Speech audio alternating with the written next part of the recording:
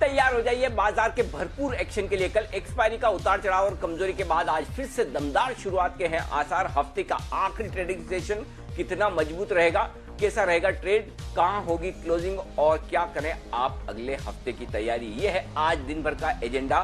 तो चलिए करते हैं शुरुआत शेयर बाजार लाइव की। स्वागत है आप सबका, नमस्कार, मैं हूं अनिल सिंघवी।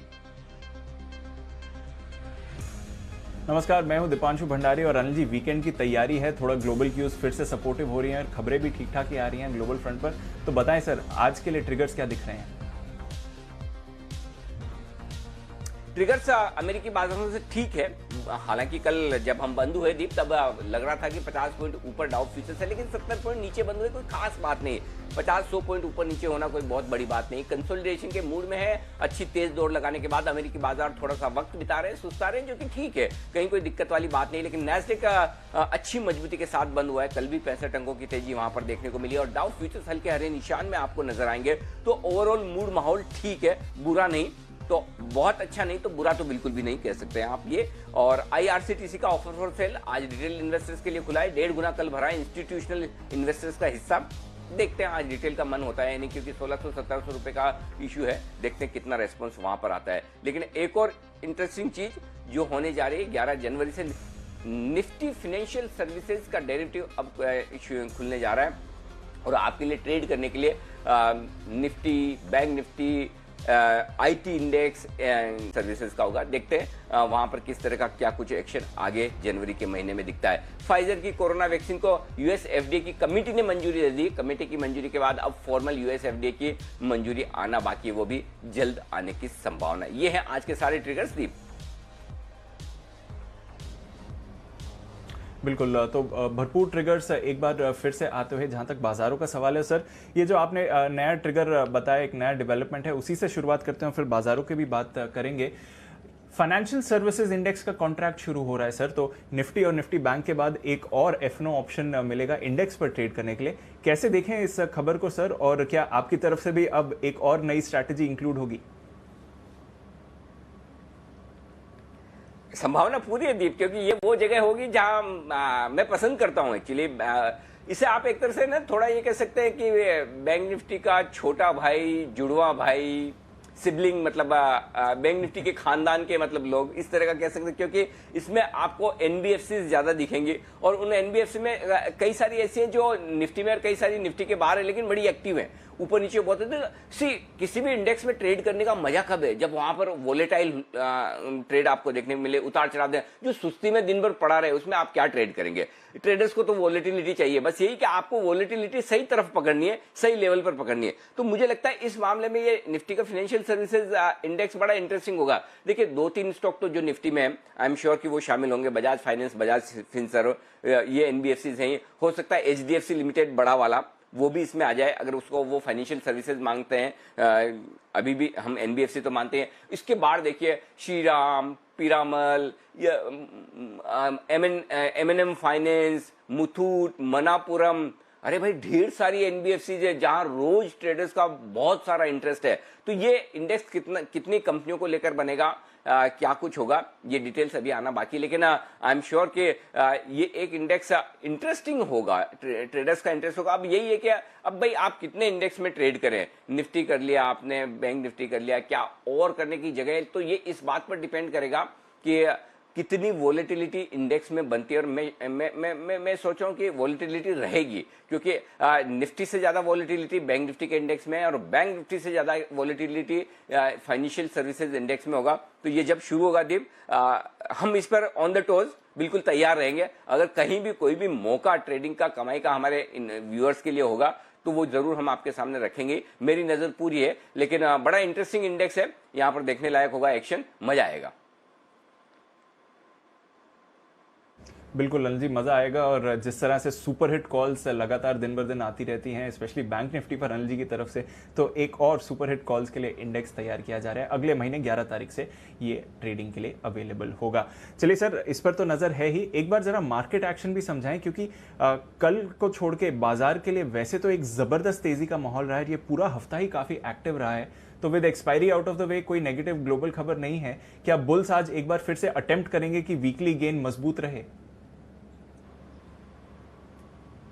अटेम्प्ट करने की कोशिश तो दीप कल आखिरी घंटे में कर ही ली थी, और जिस तरह की क्लोजिंग हुई वो बाजार का मूड माहौल नहीं दिखाती है।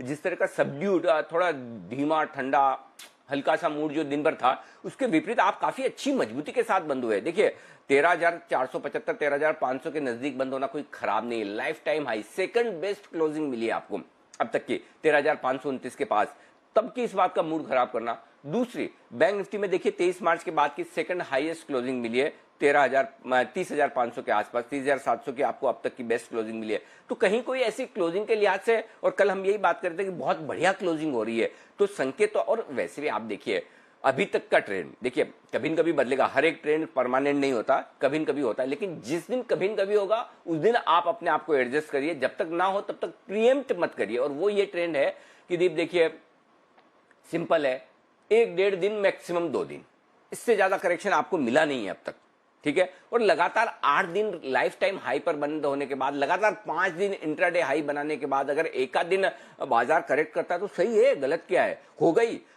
सही गलत हेल्दी वेल्दी को छोड़ भी दीजिए एक बार, लेकिन ये तो हो गई, इसको तो आपको मानकर समझकर चलना पड़ेगा। अगर हम रोज सोचे कि बस रोज ग्रीन ग्रीन दिखे तो ऐसा तो संभव है ही नहीं, और नहीं रोज गिरते हुए दिखेंगे बाजार, तो ये तो बाजार की फितरत है, तरीका है, बाजार का ऊपर नीचे होने का ट्रेंड है, वो रह गई। तो उस लिहाज से मुझे लगता है कि डेफिनेटली आज मजबूत क्लोजिंग के लिए भी हम हो सकता है तैयार हो, बशर्ते कि ग्लोबल मार्केट्स बहुत खराब ना हो। हालांकि डाउ फ्यूचर्स आजकल 25-50 पॉइंट 100 पॉइंट ऊपर नीचे ही रेंज में ट्रेड कर रहे हैं, वहां पर भी जो वॉलेटिलिटी है डाउ फ्यूचर्स की वो अब कम होती दिख रही है। अमेरिकी बाजारों की रेंज भी 200-300 पॉइंट से ज्यादा की नहीं बन रही है, तो हम थोड़ा वक्त बिता सकते हैं, लेकिन ट्रेंड ऊपर का है, ये क्लियर कट समझिए। ट्रेंड ऊपर का होने का मतलब यह है कि आपको निचले स्तरों पर खरीदारी करते चलना है। जब भी बाजार मौका दे, देखिए कल 13,400 का मौका दिया, अगर आपने ले लिया कल के कल पैसे बन गए। आपको ध्यान होगा कल आपको जो रेंज दी थी 30,275 30,375, यहां पर एग्रेसिव ट्रेडर्स खरीदारी करें, और 30,200 का आपको स्टॉप लॉस लगाना है। बैंक निफ्टी में एग्जैक्टली 30,205 के लेवल से घुमा है, स्टॉप लॉस ट्रिगर नहीं हुआ, वहां से घूम गया। निफ्टी में स्टॉप लॉस 13,300 का था, बहुत दूर ट्रिगर नहीं हुआ, वहां से आपको 100 पॉइंट मिल गए। तो आपको लेवल से बाजार मौका दे रहा है, अब आप छोड़ेंगे तो गलती बाजार की नहीं है, समझ लीजिए। यही चीज आज भी रखनी है, मौका जब भी दे दिन के दौरान। आज तो चूंकि गैप से खुलने के संकेत है तो पता नहीं मौका कब और कितना मिलेगा, किस लेवल पर मिलेगा, वो हम खुलने के बाद देखेंगे, 9:15 बजे की तस्वीर और उसके बाद। लेकिन मौका देगा तो वो छोड़ना नहीं है, एक चीज। दूसरी चीज, ऊपर के लेवल पर प्रॉफिट बुक करते चले, हल्के हो, वापस नीचे खरीदारी की जगह रखें। जगह रहेगी तो फिर आप एंट्री कर सकते हैं, जगह नहीं रहेगी तो आप पैक हो जाएंगे। तो ये दोनों चीजों पर फोकस करिए दीप जी। बिल्कुल ना जी, तो दोनों चीज़ों पर फोकस रहेगा। वैसे एक्शन भरपूर है और कोई परेशानी की बात नहीं है। चलिए सर, फिर आज के संकेत बताइए। वैसे तो आपने ज़्यादातर संकेत सिमिलर रखे हैं, बट कुछ संकेत पॉजिटिव से न्यूट्रल हुए हैं, इसके बारे में भी समझाएं।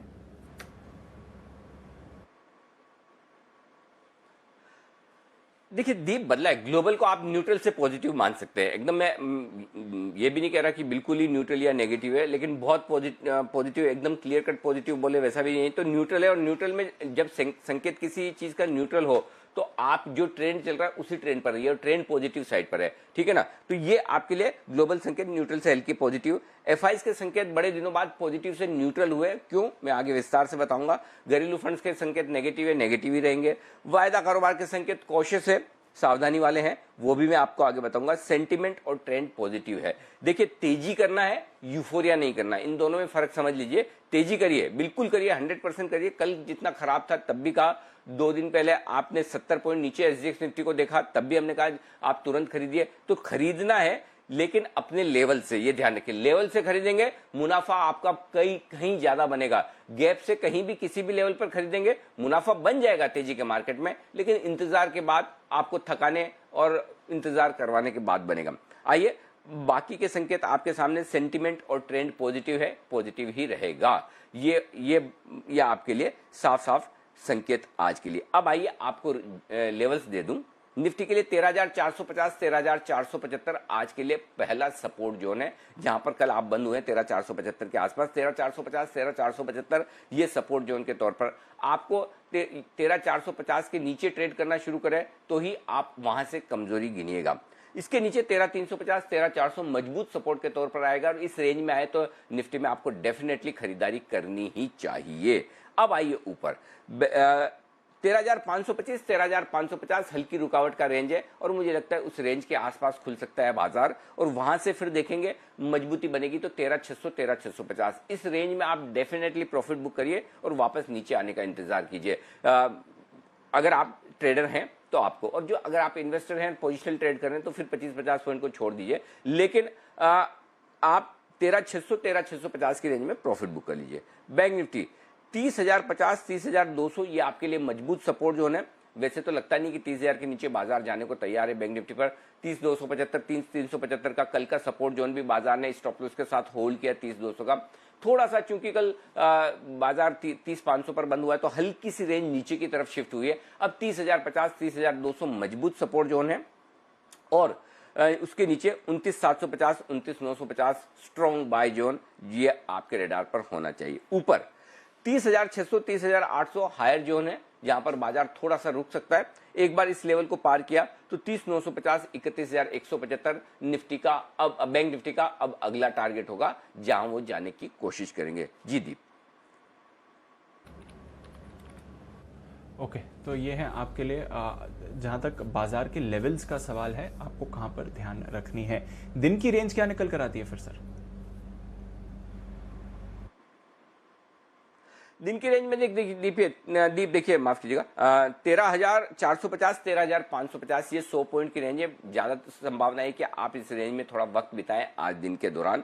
एक बार इस रेंज को किसी एक तरफ पार करेंगे तो 50 पॉइंट और गिन लीजिए 13,400 13,600, ठीक है ना। ये आपके लिए दो रेंज हो गई ऊपर और नीचे की 13,400 13,600। ज्यादा संभावना है कि आप उसी से काम चला लें। 13,350 13,650 आज की दिन की बड़ी रेंज है जो आपके काम की होगी। बैंक निफ्टी 30,275 30,700 ये दिन की छोटी रेंज, 30,200 30,800 दिन की मीडियम रेंज। ज्यादा संभावना है कि इसी रेंज से आप काम चला लें। फिर भी एक और बड़ी रेंज हैंडी रखिए 30,050 30,950 ये आपके लिए आज की बड़ी रेंज होगी। एफआईज की तरफ से इंडेक्स में लॉन्ग पोजीशन थोड़ी कम हुई है 77% से 74%, ये हम डेटा में आगे डिस्कस करेंगे। पुटकॉल रेशियो 1.68 पर है 1.73 के मुकाबले में, ये थोड़ा हायर है। अब आप कहेंगे कल से तो कम हुआ है 5 बेसिस पॉइंट, फिर अनिल जी आप हायर क्यों बोल रहे हैं? उसका रीजन है कल 1.73 पर ओवरबॉट इतना नहीं था जितना आज 1.68 पर है। उसकी वजह कल एक्सपायरी का दिन था। एक्सपायरी के दिन ऑप्शंस में पोजीशन ज्यादा बनती है, लेकिन वीकली सीरीज अब जब नई शुरू हो रही है तब अगर आप 1.68 पर शुरू कर रहे हैं पुटकॉल रेशियो तो ये थोड़ा हायर साइड पर है, ये ध्यान में रखिए। एग्जैक्टली ओवरबॉट और अलार्मिंग अलर्ट करने वाला वैसा नहीं है, लेकिन नीचे भी नहीं कि आप आंख मूंद करें। और इसका मतलब क्या है? इसका मतलब है कि थोड़ी बहुत प्रॉफिट बुकिंग आपको ऊपरी स्तरों पर आती दिखेगी। कल भी 1.73 के पुटकॉल रेशियो पर हमने कहा आपको प्रॉफिट बुकिंग आती दिखेगी, शुरू से आई और दिन के दौरान एक बार जैसे ही ट्रेडर्स हल्के हुए वापस आप बाजार को ऊपर आते हुए देखेंगे। वैसे ही 1.68 के पुटकॉल रेशियो में ऊपरी स्तरों पर प्रॉफिट बुकिंग आएगी। अब वो किस लेवल से आती है और कितनी आती है वो देखने वाली बात है स्क्रीन देखकर, कि वो 13,550 से आती है या 13,600 650 से आती है और 50 से 100 पॉइंट के बीच में कितनी आती है, यही आपको देखना है। तो इसका मतलब ये नहीं कि आप शॉर्ट कर डालें किसी भी लेवल पर, इसका मतलब ये है कि आपको बाजार एक मौका देगा नीचे एंटर करने का, उस मौके पर आप एंट्री कर लीजिए। तो हायर पुट कॉल रेशियो आपको ये कह रहा है कि एक करेक्शन मिले वो 50 75 100 पॉइंट का जो भी मिले, जहां से भी मिले वहां से आपके लिए एंट्री करने का मौका होगा। वहां पर तेजी करने वाले ट्रेडर्स थोड़े हल्के हो जाएंगे, पुट कॉल रेशियो आपका कंफर्टेबल हो जाएगा, फिर से खरीद लीजिए।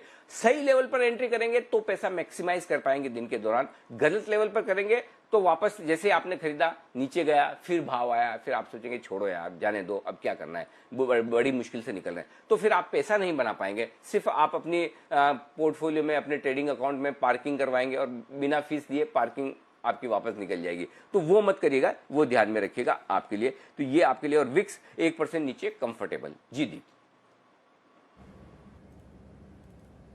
बिल्कुल, तो दोनों तरफ के मौके मिलेंगे। कल भी डिप पर एंड में अच्छा मौका मिला, आज भी आपको मौका मिलेगा, तो लेवल्स का फायदा उठाना है।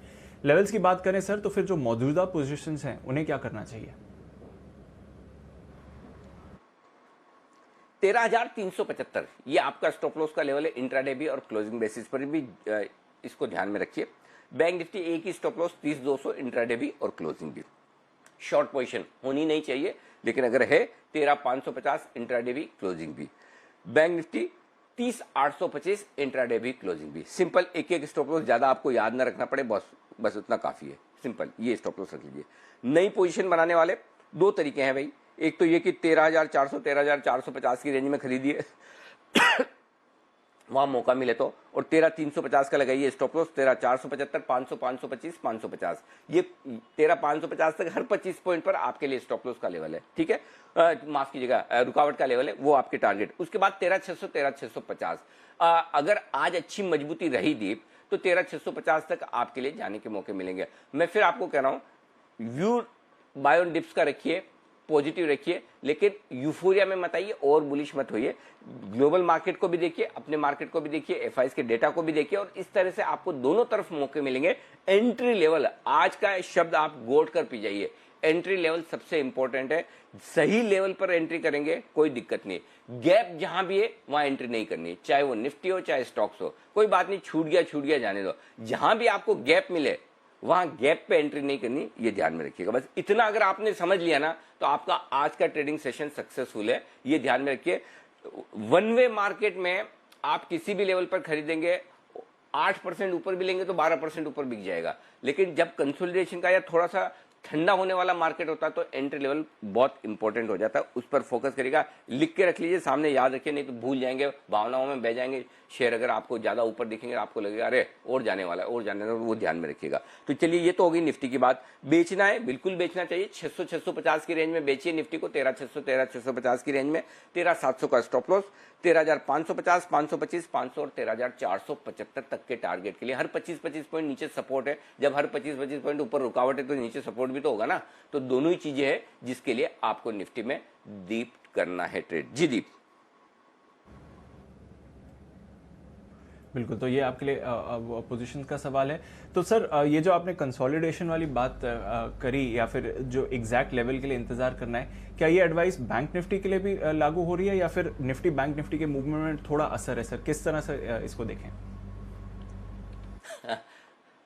ये ज्यादा स्टॉक्स पे लागू हो रही है और उसके बाद इंडेक्स पर भी, बिल्कुल दीप, इसमें कोई डाउट नहीं, दोनों पर ही। स्पेशली देखिए निफ्टी बैंक निफ्टी में तो फिर भी आप है ना बड़ा मुंह एकदम से ऐसा नहीं देखते, लेकिन स्टॉक्स में खास तौर से जो स्टॉक्स 10-10 15% 12% 8% खुल जाते हैं ऊपर, वहां पर आपको और खरीदने के पहले सोच लेना चाहिए कि भाई क्या मैं आज के लिए खरीद रहा हूँ, पोजिशनल खरीद रहा हूँ, इन्वेस्टमेंट के लिहाज से खरीद रहा हूँ। तो ये दोनों के लिए ये दीप जहां पर आपको ध्यान रखना है। भाई सिंपल चीज है, अपने लेवल से लीजिए, एक मिस हो गया दूसरा स्टॉक मिलेगा, कौन सा इतना हजारों स्टॉक लिस्टेड है, कहाँ भाग जाने वाले हैं। और निफ्टी बैंक निफ्टी भी ठीक है, बहुत गैप मिल गया, मिस हो गया तो क्या हो गया, नीचे मिल जाएगा, नहीं मिला तो भी कोई बात नहीं ना। ऐसा कौन सा कसम खा के निकले घर से कि भाई नहीं करेंगे तो मतलब कुछ ऐसा घर जाके जवाब क्या देंगे, मुंह क्या दिखाएंगे कि आज हमने एक भी ट्रेड नहीं किया। वैसा थोड़ी करना है ट्रेड बिल्कुल अच्छे लेवल से करिए ताकि आपका पैसा बने। अल्टीमेटली एम ट्रेड करने का नहीं होना चाहिए, एम पैसा बनाने का होना चाहिए। पैसा तब बनेगा आप जब एंट्री सही करेंगे।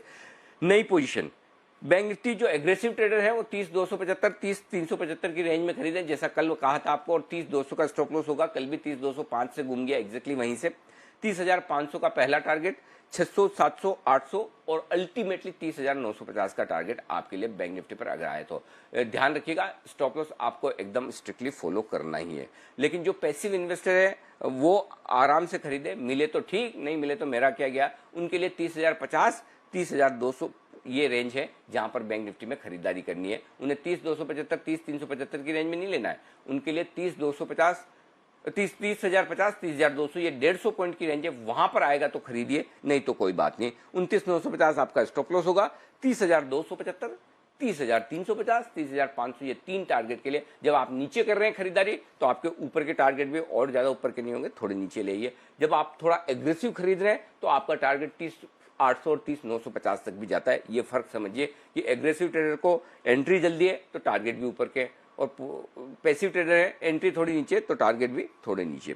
अब आइए जो लोग बेचना चाहते हैं बैंक निफ्टी, अगर आप बहुत एग्रेसिव ट्रेडर हैं कि भाई ठीक है मुझे तो आता है ट्रेड करना, स्टॉप लॉस लगाना भी आता है, स्क्रीन पर भी मैं सामने बैठा हूं, घूम भी जाता हूं मूड माहौल देखकर, मेरी नजर डाउ फ्यूचर्स पर भी बराबर रहती है, कोई खबर आ गई टीवी स्क्रीन पर तो वो भी मैं बराबर देखता रहता हूं, ये सारी कंडीशंस अगर आप पूरी करते हैं तो आप बेचिए 30,600 30,700 30,800 की रेंज में बैंक निफ्टी को। ठीक है, आपका स्ट्रिक्ट स्टॉप लॉस होगा 30,850 का, 30,600 30,500 375 275 और 30,200 तक के टारगेट के लिए आपको बैंक निफ्टी में करनी है बिकवाली, तो ये ध्यान में रखिएगा। लेकिन अगर आप पैसिव इन्वेस्टर हैं और आराम से ट्रेड करना चाहते हैं तो फिर आप बैंक निफ्टी को बेचना है आपको, ये रेंज आपको गलत मिल गई। बैंक निफ्टी की रेंज आपको बेचने की जो है वो 30,950 और 31,200, इस रेंज में आपको बिकवाली करनी है। 30,950 और 31,200 की रेंज में आपको बैंक निफ्टी में बिकवाली करनी है, ये ध्यान में रखिएगा। और तब आपका स्टॉप लॉस होगा 31,300 का। ये 29,950 30,200 जो है ना, इसे थोड़ा चेंज कर लीजिए। 30,950 31,200 इस रेंज में आपको बिकवाली करनी है। वहां पर बिकवाली करने के बाद आप 31,300 का स्टॉप लॉस लगाइए और इसके बाद आपका स्टॉप लॉस, हाँ, टारगेट जो होगा 30,825, 30,725, 30,625 और 30,525, ये टारगेट के लिए बिल्कुल परफेक्ट। अभी जो आपके सामने स्क्रीन है वो एकदम परफेक्ट है बिकवाली करने के लिए आज से। अब ये आपके लिए लेवल्स हो गए निफ्टी और बैंक निफ्टी पे बिकवाली करने के लिए आज से। जी दीप। ओके तो ये है आपके लिए पूरे लेवल्स की एनालिसिस। अग्रेसिव ट्रेडर्स के लिए मौके हैं, पैसिव ट्रेडर्स के लिए मौके हैं, दोनों तरफ की रेंज आपको बाजार देगा। वायदा कारोबार की बैन की बात करें तो लिस्ट डबल हो गई है। पीएनबी ऑलरेडी था बैन में, कैनरा बैंक एक दिन के लिए बाहर आया था, अब वापस आ गया है। तो कैनरा बैंक, पीएनबी दोनों लिस्ट में रहेंगे। सर डेटा समझाएं, स्पेशली एफआईएस जो पॉजिटिव से न्यूट्रल करा है, हालांकि कैश में खरीदारी है। फ्यूचर्स का डेटा क्या बता रहा है एफआईएस का? दीप, मुझे ये बात आपकी अच्छी लगी कि वायदा कारोबार के बैन में स्टॉक डबल हो गए हैं, 1 से 2। डबल बोलते ऐसा लगता है अरे बहुत ज्यादा है, फिर पता चला 1 से 2 हो गए। इंटरेस्टिंग। आइए बड़े दिनों बाद बैन में आए हैं तो स्वागत करिए। चलिए, हाँ, इस बार तो देखिए ना कितना 11 तारीख हो गई आज, और अभी तक बैन में एक ही स्टॉक कैनरा बैंक था, वो भी क्यूआईपी की वजह से। फाइनली अब एक और बैन में वापस कैनरा बैंक आ गया, तो अब 2 हो गए। चलिए, जो डेटा है एफआईएस के, 2260 करोड़ की खरीदारी कैश मार्केट में बहुत अच्छी है, इसमें कोई डाउट नहीं। अब मैं क्यों न्यूट्रल रखा है, देखिए 2 चीजें आपको बहुत इंटरेस्टिंग बता रहा हूं। डेटा में होता क्या है, लोग डेटा को खाली एब्सोल्यूट नंबर में पढ़ते हैं। डेटा को 2 तरह से पढ़ा जाता है दीप, एक क्वांटिटी के हिसाब से, एक क्वालिटी के हिसाब से। क्वांटिटी में तो ठीक है, बढ़िया भाई, देखिए 85,000 90,000 की करोड़ की खरीदारी की है, बिल्कुल की है, ठीक है, अच्छी बात है, कर भी रहे हैं, करते रहें। क्वालिटेटिव डेटा कैसे पढ़ना है आपको, 2 चीजें बताता हूं। पहली चीज, आप खुद रिसर्च करके देखिए और बताइए मुझे, और मैं मेरी टीम को भी बोल रहा हूं इस पे रिसर्च करें। पिछली बार और स्पेशली लास्ट 1 महीने में ऐसा कब हुआ कि एफआईएस की बिकवाली से बड़ा आंकड़ा एफआईएस की खरीदारी से बड़ा आंकड़ा घरेलू फंड की बिकवाली का आया है बराबर ही मैं मानूंगा, इसको भी मैं बड़ा नहीं मानूंगा, लेकिन 2260 का कैश में खरीदारी एफआईएस ने की है, 2275 करोड़ की बिकवाली घरेलू फंड ने की है, 15 करोड़ से ज्यादा, लेकिन ज्यादा की। तो पहली बार ऐसा आंकड़ा है कि सप्लाई भी बराबर है, कैश मार्केट में जितनी खरीदारी उतनी सप्लाई मिली, नहीं तो आमतौर पर एफआईएस की खरीदारी ज्यादा है, घरेलू फंड की बिकवाली कम है। आप खुद अब रिवाइंड करिए, अपने आप आपको याद आ जाएगा। पहली चीज होगी, इस हिसाब से पहला आंकड़ा ये इंटरेस्टिंग है, क्वालिटी के लिहाज से ये एनालिसिस है। दूसरा एनालिसिस, ऐसे तो आंकड़े बहुत बढ़िया, कहीं कोई तकलीफ नहीं, लेकिन क्या आपने एफएनओ के आंकड़े देखे ढंग से? 1310 करोड़ का इंडेक्स बेचा है एफआईएस ने, ठीक है, और 1310 करोड़ के इंडेक्स में दीप सबसे ज्यादा लॉन्ग अनवाइंडिंग हुई है कल के सेशन में। शॉर्ट बने हैं, थोड़े शॉर्ट कम बने, लेकिन तेजी की पोजीशन एफआईएस ने कम की है। तो ये भी एक संकेत दे रहा है कि तेजी की पोजीशन अगर एफआईएस कम कर रहे हैं तो थोड़ा सा ऊपरी स्तरों पर सावधान रहना है। थोड़ा घरेलू फंड का आंकड़ा, लेकिन एक ही दिन का आंकड़ा है, इसलिए हम बहुत ज्यादा उसमें मूड नहीं बनाएंगे। लेकिन चूंकि हम आंकड़े डेली बेसिस पर एनालिसिस करते हैं, तो लंबा ट्रेंड देखेंगे कहीं कोई बदलाव नहीं, डेली बेसिस पे देखेंगे तो जो आंकड़ों में बदलाव है उसको माइन्यूटली गौर से देखिए, समझिए क्या हो रहा है। दूसरी बात, 1180 करोड़ के एफआईएस ने स्टॉक फ्यूचर्स बेचे, ठीक है, तो नेट अगर आप देखेंगे 2200-2300 करोड़ की कैश में खरीदारी, 1180 करोड़ की स्टॉक फ्यूचर्स में बिकवाली, तो एफआईएस की तरफ से जितनी खरीदारी का फोर्स है वो कल एक दिन के लिए कम हुआ है। अब वो एक ही दिन के लिए हुआ है या 2-4 दिन के लिए, वो आगे वक्त बताएगा, उसका जवाब आज मिलेगा। अब इसमें एक चीज और हो सकती है क्वालिटेटिव एनालिसिस के हिसाब से, और वो ये कि हो सकता है कल के डेटा में एक्सपायरी का भी इंपैक्ट हो, लेकिन इसमें एक चीज समझिए, एक्सपायरी वीकली है, पॉइंट नंबर। वीकली एक्सपायरी में स्टॉक्स की एक्सपायरी नहीं होती, बराबर है। दूसरी बात इंडेक्स की होती है, तो इंडेक्स में भी एफआईएस आमतौर पर जो ट्रेड करते हैं ना, वो वीकली ऑप्शंस में कम ट्रेड करते हैं, वो ट्रेड करते हैं मंथली वाले में, उनका इंटरेस्ट मंथली वाले में ज्यादा रहता है। इसलिए इस डेटा को ये कहकर आप नजरअंदाज नहीं कर सकते कि वीकली एक्सपायरी थी ना, तो ये डेटा इंपॉर्टेंट है, लेकिन एक दिन के डेटा से मैं ट्रेंड नहीं बनाता, लेकिन मैं उन डेटा को दिमाग में रख लेता हूं कि भाई ये डेटा मेरे कल भी काम आएंगे क्या, आएंगे तो बहुत अच्छी बात है, नहीं तो कोई बात नहीं, एक दिन के डेटा आपके सामने मैंने रख दिए। जी दीप। ओके, तो थोड़ा डेटा इंटरेस्टिंग बन रहा है, पर देखते हैं आगे जाके इसका क्या इम्पैक्ट होगा। फिलहाल ट्रेंड पर कोई इम्पैक्ट नहीं है। वायदा कारोबार के हिसाब से नई वीकली एक्सपायरी शुरू हो रही है सर, क्या लेवल्स इंपॉर्टेंट रहेंगे?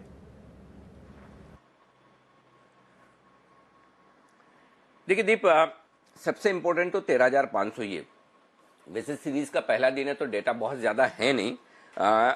8 लाख शेयर पुट में है, 15 लाख शेयर कॉल में है, और उसमें भी 9 लाख शेयर कल ही जुड़े हैं। तो आप 13,500 को मान कर चलिए। मैं फिर अब आपको एक चीज बोलूंगा जो कल बोली, अगर आज आप 22 पॉइंट मजबूती के साथ खुलते हैं तो आप ये मान के चलिए मजबूत नहीं है। 13,500 से आपको तेजी गिननी है, 13,500 के नीचे आपको तेजी नहीं है, ये मान के चलना है इंट्राडे के लिए। बाकी तो ट्रेंड के हिसाब से तेजी है।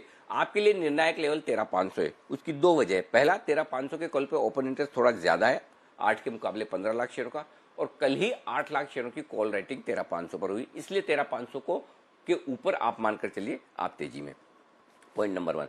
बाकी नीचे डेटा कोई खास है नहीं तो कोई छोड़ दीजिए, ज्यादा डिस्कस करने की जरूरत नहीं, लेवल हमने डिस्कस कर लिए। और दूसरा, हाँ, एक पुट कॉल रेशियो जो हम बात कर ही चुके हैं कि थोड़ा हायर साइड पर है, ये ध्यान में रखिए। अब आइए बैंक निफ्टी। बैंक निफ्टी 30,500 निर्णायक लेवल है। 5 लाख शेयर 30,500 के कॉल्स में है और 3 लाख शेयर पुट पर, बंद भी आप वहीं पर हुए हैं, तो उसमें तो कोई खास बात नहीं है। बड़ी रेंज वही है, नीचे 30,000, ऊपर 31,000, सिंपल है। इसमें भी डेटा हम विस्तार से डिस्कस कर ही चुके हैं, नया कुछ भी नहीं। जी ओके, तो इंटरेस्टिंग डेटा है, नजर रखते हैं बाजार के एक्शन पर आज। पर आइए अब चलते हैं और जान लेते हैं आज का स्टॉक ऑफ द डे कौन सा है।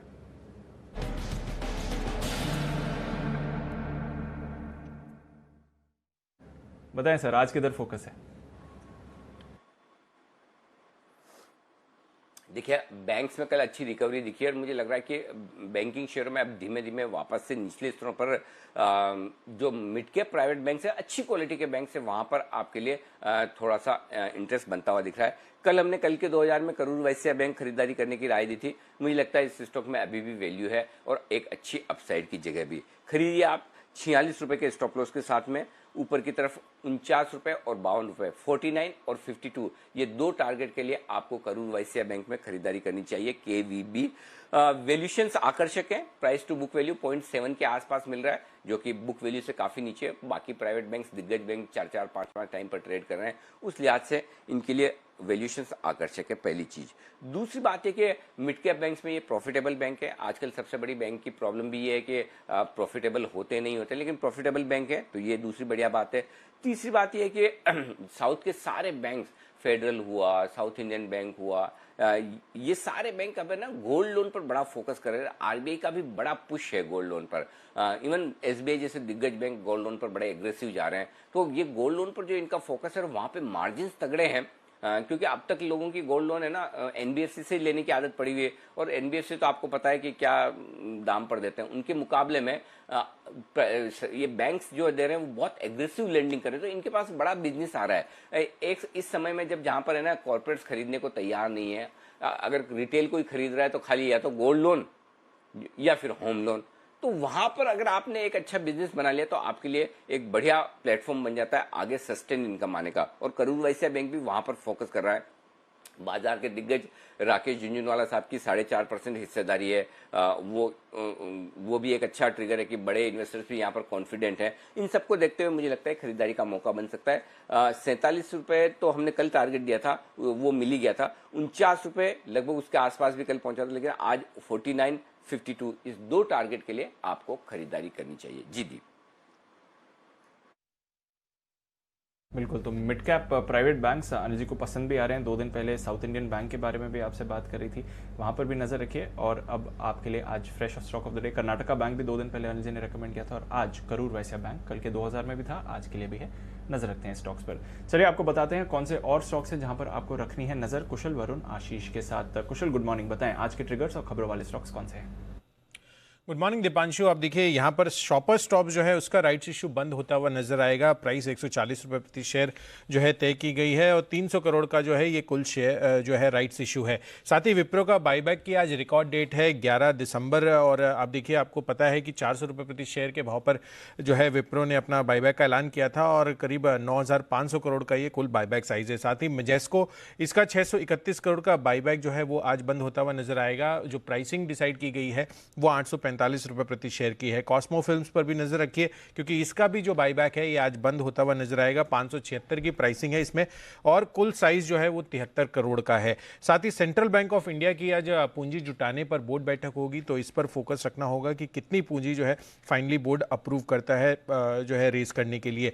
साथ ही सीएम जो है नवंबर महीने के होलसेल ऑटो बिक्री आंकड़े जो है वो रिलीज करते हुए नजर आएंगे तो कंसोलिडेटेड आपको जो है फिगर दिखता हुआ नजर आएगा। साथ ही 11 जनवरी 2021 को जो 21 से जो है NSC Nifty financial services index पर डेरिवेटिव लॉन्च किए जाएंगे। आपको पता है कि अब तक सिर्फ जो है निफ्टी और बैंक निफ्टी के डेरिवेटिव जो है हमें मार्केट्स में उपलब्ध हैं। आईआरसीटीसी यहाँ पर भी फोकस रखिए क्योंकि इनका जो ओएफएस अपडेट है अब देखिए नॉन रिटेल हिस्सा जो है करीब 2 गुना बढ़ता हुआ नजर आया है और आज जो है ये रिटेल निवेशकों के लिए खुलेगा और इनके लिए अब जब ओवर सब्सक्रिप्शन इन्होंने एक क्लॉज डाला था कि अगर ओवर सब्सक्राइब होता है तो वो 5% और एडिशनल जो है हिस्सेदारी ओएफएस में बेचेंगे तो ये अब एक्सरसाइज होता हुआ नजर आएगा।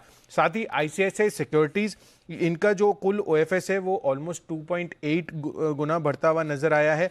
रिटेल हिस्सा जो है वो ऑलमोस्ट 1.1 टाइम्स भरा है और नॉन रिटेल हिस्सा करीब 4.5 गुना भरा है। ओएफएस का जो फ्लोर प्राइस तय किया गया है वो 440 रुपये प्रति शेयर है।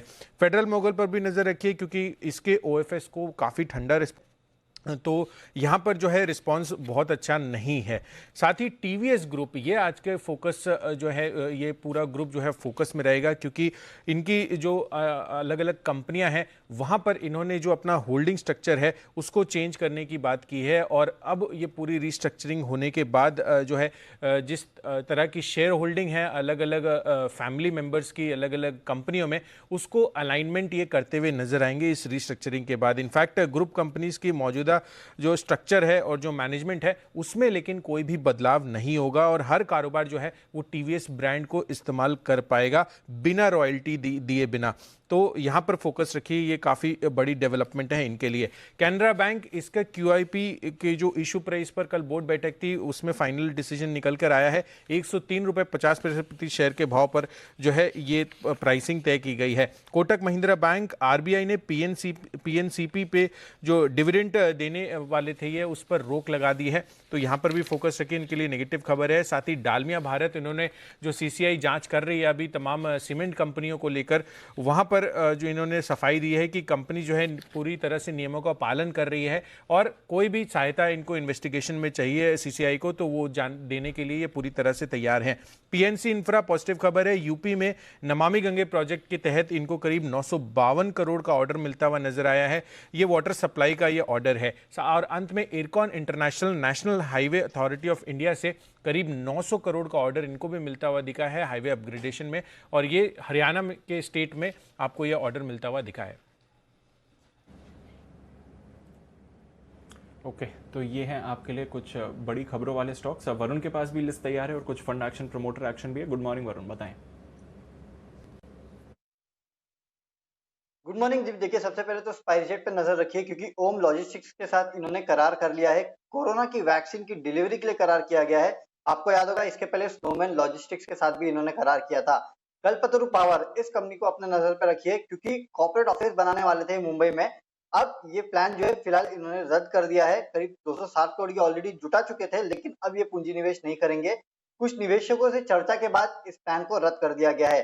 Torrent Pharma blood cell disorder की एक दवा थी उसको इन्होंने रिकॉल किया है यूएस में। कुछ डिसोल्यूशन टेस्ट में फेल होने के बाद इसको रिकॉल किया गया है। मेजेस्को 15 दिसंबर को अंतरिम डिविडेंड पे बोर्ड विचार करने वाला है और रिकॉर्ड डेट जो है इसकी 25 दिसंबर तय की गई है। आईओसी पे नजर रखिए। इनफैक्ट जितनी ऑयल मार्केटिंग कंपनीज है या फिर ऑयल एंड गैस को रिलेटेड कंपनीज है उनको अपने रडार पे रखिए क्योंकि कच्चा तेल $50 पे पहुंच गया है और आईओसी की तरफ से ये अपडेट आया है कि बढ़ते फ्यूल के मांग के चलते नवंबर महीने में इस कंपनी की जो रिफाइनिंग कैपेसिटी थी वो 100% पे पहुंच चुकी है। इंडियन बैंक ने शेयर प्रीमियम खाते में करीब 19,000 करोड़ के आसपास की रुपए जो है वो संचालित घाटे में अप्रोप्रिएट कर लिए हैं। यूनाइटेड स्टेट्स 1 अप्रैल 2021 से हिना नागराजन जो है वो सीईओ के पद पे नियुक्त होंगी, इसको मंजूरी मिल चुकी है। इसके अलावा भारती एयरटेल, वोडाफोन, एमएसटीसी जैसे काउंटर पे नजर रखिए क्योंकि सरकार अगले साल 4G स्पेक्ट्रम का ऑक्शन करने वाली है। कुछ कंपनीज है जिनके 4G स्पेक्ट्रम एक्सपायर होने वाले हैं, उसके चलते ये ऑक्शन होगा। इसके अलावा 5G ऑक्शन पे भी अगले साल के अंत तक सोचा जाएगा।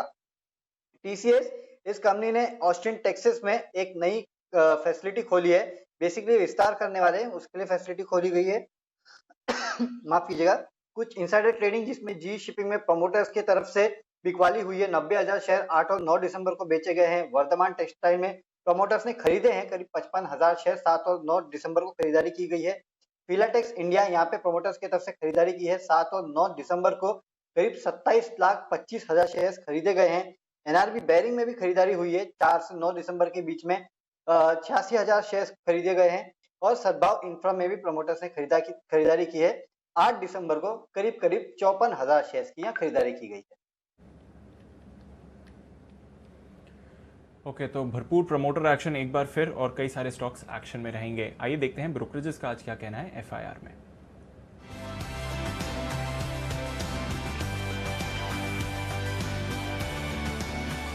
गुड मॉर्निंग आशीष, आज की रिपोर्ट्स के बारे में बताएं। Good morning Deepanshu. सबसे पहले यूपीएल कल काफ़ी ज़्यादा चर्चा में था। सीएलएसए की रिपोर्ट आते हुए दिखे, खरीदारी किराए को बरकरार रखा है, लक्ष्य दिया 660 का। कल यहाँ पर इन्वेस्टर कॉल भी हुआ था और वहाँ पर भी उन्होंने फिर से मैनेजमेंट ने रिपीट किया है कि ये जो मामला है वो 2017 में ही सुलझ गया। लेकिन ब्रोकरेज हाउस अब आगे के आउटलुक को लेकर पॉजिटिव नजर आ रहे हैं। देखिए जेपी मॉर्गन की भी रिपोर्ट है, इन्होंने भी ओवरवेट की रेटिंग को बरकरार रखा है। 550 के लक्ष्य के लिए 437 कल की क्लोजिंग है। इसके अलावा ऑटो स्टॉक्स पर भी फोकस रखना होगा। सीएलएसए ने ढेर सारे ऑटो स्टॉक्स पर रिपोर्ट निकाली है। बजाज ऑटो यहाँ पर रेटिंग को डाउनग्रेड कर दिया, खरीदारी किराए को बदलकर अभी आउट परफॉर्म की रेटिंग दे रहे हैं। लेकिन जो लक्ष्य है इन्होंने 3,575 से बढ़ाकर 3,750 कर दिया है। ये कह रहे हैं कि वैल्यूएशंस के चलते जो अपसाइड है वो सीमित नजर आ रही है। सेम तर्क इन्होंने हीरो मोटोकॉर्प में भी दिया है। यहाँ पर भी इन्होंने जो वैल्यूएशंस है थोड़ी सी महंगी नजर आ रही है। खरीदारी किराए को बदलकर आउट परफॉर्म की रेटिंग दी है, लेकिन जो लक्ष्य है वो 3500 से बढ़ाकर 3600 कर दिया है। टीवीएस मोटर्स पर आउट परफॉर्म की रेटिंग है, लक्ष्य 460 से बढ़ाकर 530, 496 कल की क्लोजिंग है। मारुति पर बिकवाली किराए को बरकरार रखा है, लेकिन लक्ष्य जो है 6,300 से बढ़ाकर 7,120 कर दिया है। और लेकिन फिर भी देखें तो स्टॉक्स पर नेगेटिव ही नजर आ रहे हैं। आयशर मोटर्स बिकवाली किराए बरकरार है, लक्ष्य 2,000 से बढ़ाकर 2,255 कर दिया है, 2,496 कल की क्लोजिंग है। इसके अलावा डीएलएफ यहाँ पर मॉर्गन स्टैनली की रिपोर्ट है, ओवरवेट की रेटिंग को बरकरार रखा है 264 के लक्ष्य के लिए। ये कह रहे हैं कि अगले 2 साल में मैनेजमेंट करीब 15 से 20% की ग्रोथ की अनुमान लगा रहा है, जिसके चलते स्टॉक पर बुलिश है। भारती एयरटेल सीएलएसए की रिपोर्ट है, खरीदारी किराए को बरकरार रखा है 715 के लक्ष्य के लिए। ये कह रहे हैं कि कंपनी लगातार मार्केट शेयर गेन कर रही है और इनकी जो एआरपीयूज हैं अन्य कंपेटिटर से काफ़ी ज़्यादा आगे हैं। आखिरी रिपोर्ट है फिलहाल के लिए पिरामल एंटरप्राइज पर, सिटी की ही रिपोर्ट है, खरीदारी किराए को बरकरार रखा है 1730 के लक्ष्य के लिए, 1450 कल की क्लोजिंग है।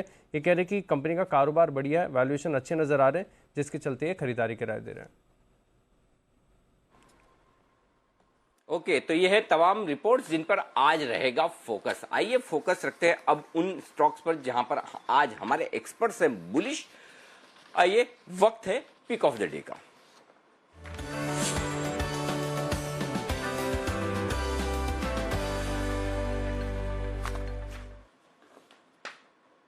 आप सभी महानुभावों का स्वागत है और शुरुआत करते हैं पिक ऑफ द डे से। एक मिनट, वागले साहब आजकल हर हफ्ते आप कुछ ना कुछ बदलते हुए नजर आ रहे हैं। ये चश्मा आपके चेहरे पर पहली बार ही देख रहा हूं मैं।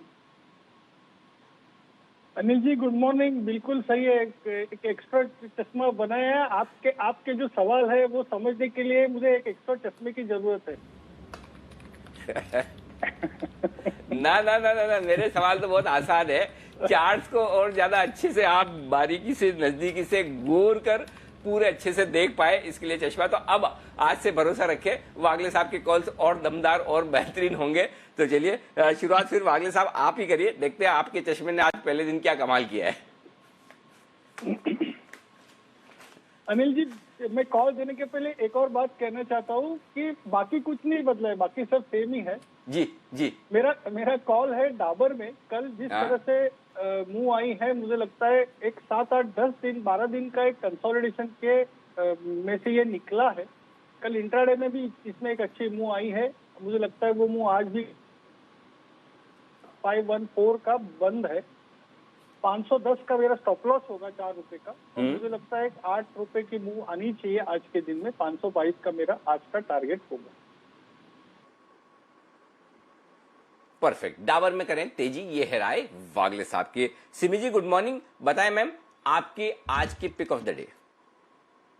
Good morning Anil ji. मेरा आज के पिक भी HUL ही है। कल भी मैंने आखिरी शो में HUL को सजेस्ट किया था BTSTT के तौर पर। मुझे लगता है कि HUL में आज भी मोमेंटम मेंटेन रहेगा।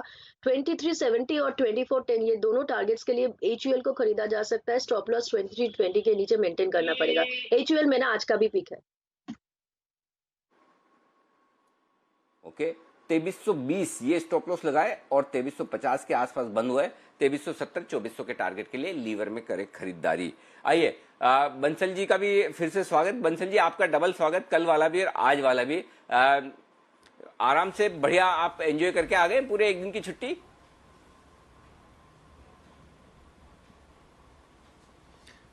वेरी गुड मॉर्निंग अनिल जी, सुप्रभात। पहले तो अनिल जी डबल स्वागत के लिए धन्यवाद। Anil ji full to Anil ji enjoy करा है, मतलब कि पहली बार जब से ये मार्च एंड से कोविड हुआ था तो पहली बार बाहर निकला और Anil ji full to enjoy करके आया हूँ। अगली बार आपके पास कोई भी ऐसा निमंत्रण आए तो उन्हें बोले कि मुझे जो भी निमंत्रण दे परिवार और मित्रों के साथ दे, ताकि हम भी आपके साथ चल पाए।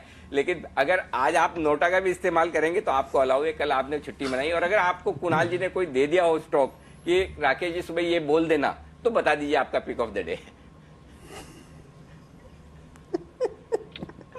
अनिल जी आपने बिल्कुल एकदम सही पकड़ा है। कुणाल जी ने एक स्टॉक मेरे को शाम को ही शेयर करा था। स्टॉक का नाम है भारती इंफ्राटेल।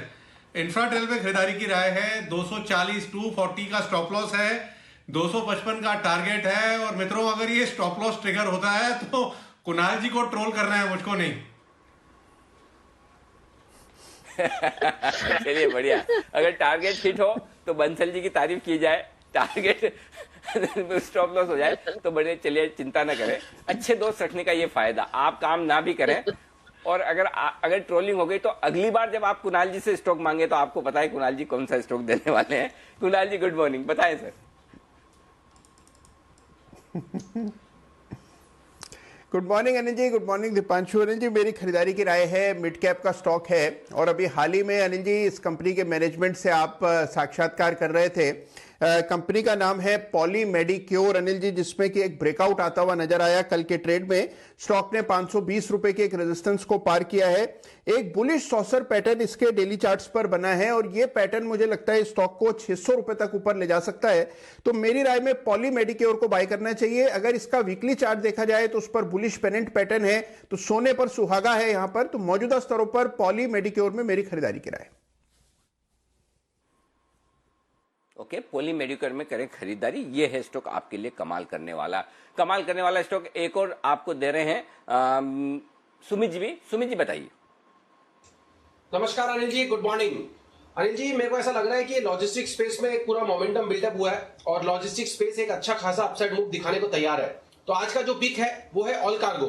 ऑल कार्गो के अंदर कल एक अच्छा अपसाइड मूव देखने को मिला है और एक शार्प मूव के साथ ब्रेकआउट आया है। तो ऑल कार्गो के अंदर यहां से और ऊपर का मूव आएगा, जिसके अंदर हमें स्टॉक में ऊपर में 150 रुपए से लेके 160 रुपए तक का मूव देखने को मिल सकता है। 138 139 के आसपास ऑल कार्गो में बाय बनता है। नीचे में 131 132 का स्टॉप लॉस लगाना है। ऊपर में जो टारगेट्स बनेंगे 150 रुपए 160 रुपए, ये दो टारगेट्स जल्दी ही ऑल कार्गो में देखने को मिलेंगे। क्लास ब्रेकआउट है चार्ट्स के ऊपर। स्टॉक यहां से एक अच्छा अपसाइड मूव दिखाना चाहिए। 1 से 2 दिनों में ये मूव देखने को मिल सकता है। ओके, शुभम जी बताएं सर आपका pick of the day. Good morning. जी अनिल जी मेरा आज का जो पिक था वो भी डाबर ही था, जो वागली जी ने कवर कर लिया और इनफैक्ट 10 की कमाई में हमने वेडनेसडे को उसको कवर भी किया था। तो मैं अभी एक दूसरा स्टॉक यहाँ पे ऐड कर रहा हूँ ताकि और विकल्प रहे लोगों के पास न्यू स्टॉक का। तो मुझे लगता है कि वोल्टास में भी एक काफ़ी अच्छा ब्रेकआउट बनता हुआ दिखा है। और वोल्टास को अगर हम देखें तो stock knew all time high पे जाकर के ट्रेड कर रहा था और हमने पिछले 3-4 दिनों से यहाँ पे कंसोलिडेशन देखा, जिसको एक कंटिन्यूएशन पैटर्न भी हम कह सकते हैं। और डेरिवेटिव डेटा में अगर हम देखें तो पूरा का पूरा नवंबर सीरीज में यहाँ पे लॉन्ग अनवाइंडिंग का हमें साइकिल देखने को मिला, और अभी भी यहाँ पे जो फ्रेश ब्रेकआउट्स होते हुए दिखे हैं वो हर बार फॉलोड बाई OI एडिशन आते हुए दिखे थे। तो मुझे लगता है वोल्टास में काफ़ी अच्छा ट्रेंड बना हुआ है, तो वोल्टास पे खरीदारी की राय है। 840 के स्ट्राइक का जो कॉल ऑप्शन है, जो लगभग 17 रुपया 40 पैसा मतलब 17.5 के आसपास का क्लोजिंग प्राइस है, इस कॉल ऑप्शन को खरीदें। यहाँ पे लक्ष्य होगा 24 रुपये का, और एक स्टॉप लॉस मेंटेन करें 14 रुपये पे। तो वोल्टास मेरा आज का पिक होगा। ओके, वोल्टास में 840 वाला कॉल ऑप्शन खरीदने की राय है इस वक्त शुभम जी की। सिद्धार्थ जी सुप्रभात, बताएं सर आपकी लिस्ट में कौन सा स्टॉक है आज? सुप्रभात अनिल जी, सुप्रभात दीपांशु। सुबह सुबह में अनिल जी चाय पानी कॉफी इत्यादि बहुत काम की चीज होती है सभी के लिए, तो वैसा ही शेयर लेके आया हूं FMCG स्पेस से। टाटा कंज्यूमर को खरीदना चाहिए, 620 हमारा टारगेट है। अब ब्रांड्स की तो बात करें, टाटा टी, टेटले, हिमालय, टाटा संपन्न, टाटा सॉल्ट, मतलब लाइन से इनकी ब्रांड्स है। मुझे लगता है कि सबसे अहम कारण है कि ये 1 मिलियन आउटलेट्स पे रीच करने वाले, 10 लाख आउटलेट्स पे रीच करने वाले हैं अगले 1 साल में। टाटा कंज्यूमर बेहतरीन FMCG कंपनी, मुझे लगता है कि यहाँ पे खरीदारी करनी चाहिए। 620 का पहला टारगेट। ओके, 620 का। टाटा कंज्यूमर भी ठीक है, आपकी रिकमेंडेशन भी ठीक है, लेकिन एक शब्द पर आपत्ति है कि सुबह सुबह चाय पानी का इस्तेमाल न करें। चाय नाश्ता या चाय कॉफी ये ज्यादा ठीक है। चाय पानी से संकेत थोड़े अच्छे नहीं आते, बाकी तो आप सब समझ ही गए होंगे। तो इसलिए तो सिद्धार्थ जी सुबह सुबह चाय कॉफी और सुबह सुबह चाय नाश्ता, ये दोनों ठीक रहेगा, इसका इस्तेमाल करना ज्यादा बेहतर है। आइए केनरा बैंक जी, केनरा बैंक, इस पर सिद्धार्थ जी आप ही राय दीजिए। इसकी QIP की प्राइस फिक्स हो चुकी है 103 रुपये 50 पैसे। ये थोड़ा सरप्राइजिंग लगा मुझे। रेस्पॉन्स तो बड़ा तगड़ा आया था, 2.5 गुना इंस्टीट्यूशनल इन्वेस्टर्स ने भरा। मुझे लगता है ऐसा, इसका मतलब पक्का बैंक वालों ने पहले बोला होगा हम 103.50 भी करेंगे, तो सबको लगा कि डालो बिड डालो। इस चक्कर में काफी सब्सक्रिप्शन भी आया और स्टॉक इतना ऊपर ट्रेड कर रहा है, लेकिन 103.50, तो क्या आज कुछ कमजोर हो सकता है? वैसे बैन में आ गया है वापस। जी अनिल जी, मुझे लगता है कि अब जिस हिसाब से रैली हो चुकी है ये बैंक में, यहाँ पे कंसोलिडेशन या कमजोरी का दौर रह सकता है। ऐसे भी PSU बैंक में हमारा बहुत ज्यादा रुझान अच्छा नहीं होता है, बट एक पहलू मैं उजागर करना चाहूंगा दर्शकों के लिए।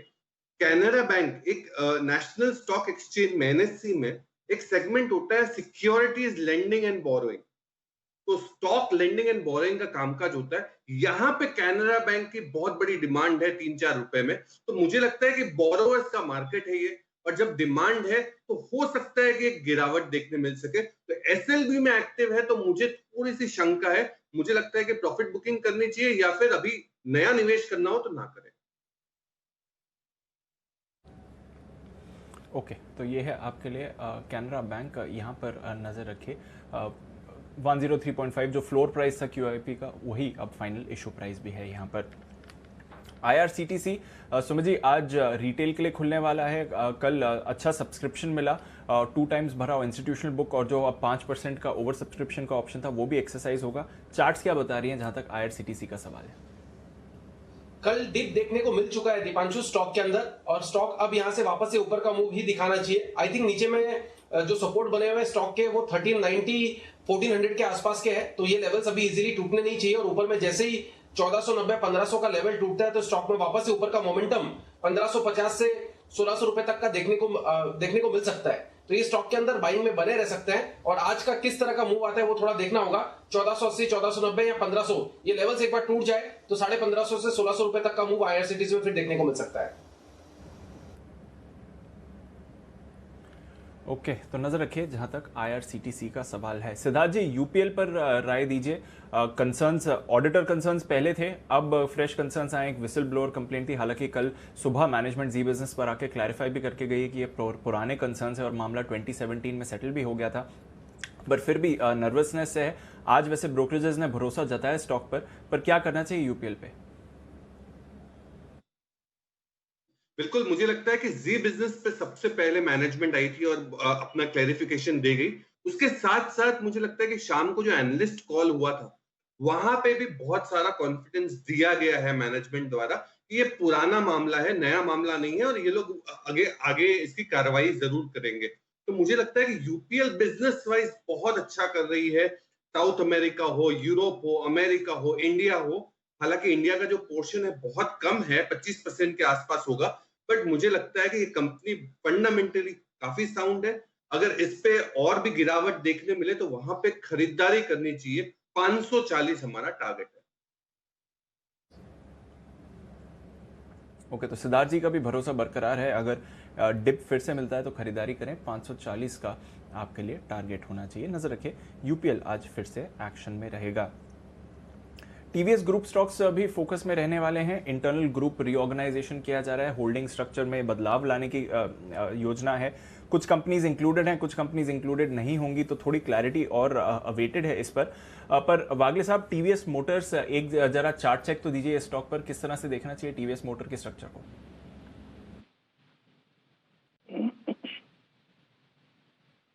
दीपांशु, मेरा लॉन्ग टर्म व्यू पॉजिटिव है। शॉर्ट टर्म में मुझे साइडवेज रेंज बाउंड दिखता है, 2-3-4% की रेंज में ये मूव होगी। तो मुझे कुछ खास बहुत ज्यादा बुलिश व्यू नहीं है, साइडवेज व्यू है। ओके, तो थोड़ा साइडवेज व्यू रहेगा जहां तक सवाल है टीवीएस मोटर्स पर नजर रखिए, स्टॉक पर एक्शन भरपूर है। शुभम जी, कोटक महिंद्रा बैंक अच्छी रैली के बाद थोड़ा कंसोलिडेट हुआ था, स्टॉक फिर से मूवमेंट दिखा रहा है। कल थोड़े वीक बाजार में भी कोटक बैंक होल्ड आउट कर रहा था। किस तरह से स्ट्रक्चर देख रहे हैं, क्योंकि खबर है यहाँ पर कि आरबीआई ने जो डिविडेंड पे आउट पर रोक लगाई है बैंक्स के लिए, उसमें जो इनके पीसीपीएनएस पर परपेचुअल कन्वर्टेबल बॉन्ड्स हैं उस पर भी एक्शन रहेगा, तो शायद थोड़ा सेंटिमेंटल इंपैक्ट आए। बट स्ट्रक्चर क्या बता रहा है कोटक महिंद्रा बैंक का? दीपांशु जी, मुझे लगता है कि एक कंसोलिडेटिव रेंज में है फिलहाल कोटक बैंक, बिकॉज पिछले 2 दिनों का अगर आप वहाँ पे रैली देखेंगे तो उस रैली में कहीं पे भी ओआई एडिशन नहीं देखने को मिला, इनफैक्ट अनवाइंडिंग हुआ है। तो ये इंडिकेट कर रहा है कि जो प्रीवियस जो स्विंग हाई था लगभग 1940 का, 1935-1940 का, इसको क्रॉस कर पाना एटलीस्ट इमीडिएटली थोड़ा सा डिफिकल्ट है। तो मुझे लगता है कि अगर किसी के पास यहाँ पे ट्रेड है तो 1935-1940 ये रेंज है जहाँ पे एक बार मुनाफा बांधने की राय होगी। तो अगर थोड़ा बहुत भी अगर यहाँ से और अपसाइड आता है तो एक बार यहाँ पे मुनाफा बांध लें। ओके, तो अगर थोड़ा यहाँ से और अपसाइड आता है तो मुनाफा बांध लेना चाहिए, ये है आपके लिए सलाह कोटक महिंद्रा बैंक पर। चलिए, तो नजर रहेगी इस स्टॉक पर भी। आज एक्शन देखते हैं कि बैंक्स में वैसे दोबारा आते हुए दिख सकता है। कल्पतरु पावर, कुणाल जी जरा इस पर नजर डालिए, क्योंकि एक जबरदस्त तेजी इस स्टॉक पर आई थी, फिर इनकी खबरें आई कि 207 करोड़ रुपए का एक केपेक्स प्लान है नए ऑफिस बिल्डिंग बनाने के लिए, वहां से स्टॉक में थोड़ा नेगेटिव रिएक्शन आया। अब इस प्लान को रद्द कर दिया गया है, नहीं खर्चने वाले हैं ये नई ऑफिस बिल्डिंग पर। क्या स्टॉक में फिर से तेजी आएगी, और अगर स्टॉक पर बाउंस बैक आता है तो इंपॉर्टेंट लेवल्स क्या रहेंगे?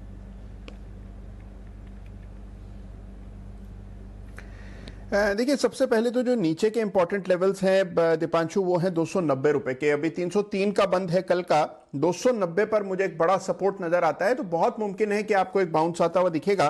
और बाउंस में दीपांशु पहले 320 और फिर 340, ये 2 स्तर हैं जहां तक स्टॉक जा सकता है। तो 320, 340 इसमें पॉसिबल दिखाई देता है, प्रोवाइडेड स्टॉक 290 को वायलेट ना करे। तो 290 के स्टॉप लॉस से मेरी राय में यहां पर एक बार के लिए बाउंस के लिए प्ले किया जा सकता है।